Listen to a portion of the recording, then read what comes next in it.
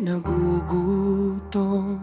Turuan mo akong magbigay ng tinapay. Kung siya'y nauuhaw sa gitna ng disyerto, turuan mo akong magbigay ng tubig. Hindi pagiganti ang aking pipiliin, kundi ang pag-ibig na nagmumula sa'yo.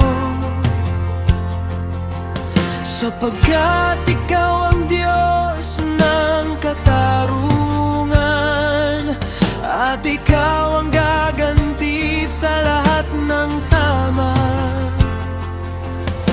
Turuan mo akong magmahal gaya ng pag-ibig mo.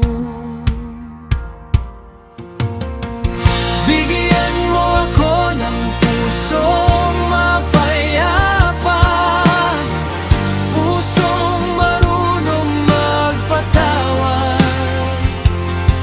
Sa iyong awa ako'y mabubuhay, sa iyong pag-ibig ako'y lalakad. Ikaw ang kapayapaan ng kaluluwa ko, ikaw ang liwanag ng aking daan. Sa iyong presensya ako'y mananatili, O Diyos ng aking buhay.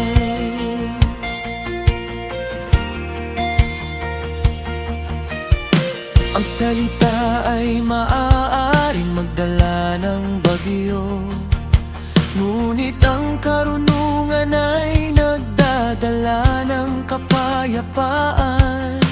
Turuan mo akong maging maingat sa salita, upang ang puso ng iba ay hindi masaktan.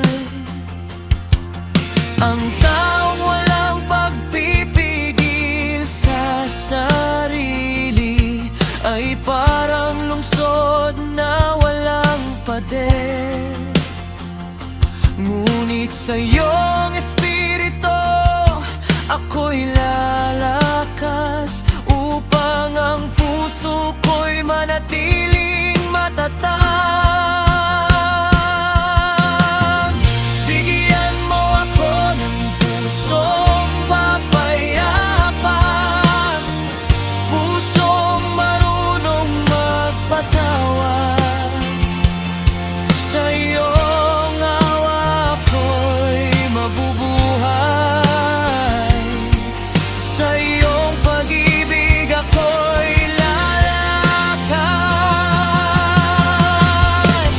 Ikaw ang kapayapaan ng kaluluwa ko, ikaw ang liwanag ng aking daan.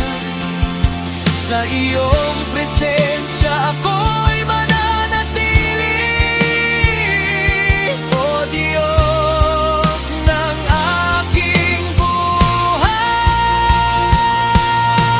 Ikaw ang kapayapaan sa bagyo, ikaw ang katahimikan ng puso. Kapag ako'y nanghina sa laban, ikaw ang lakas na bumabangon sa akin.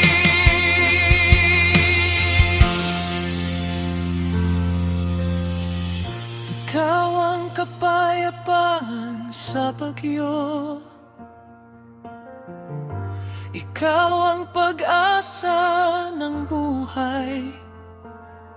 Sa iyong presensya ako'y hihimlay, at doon ako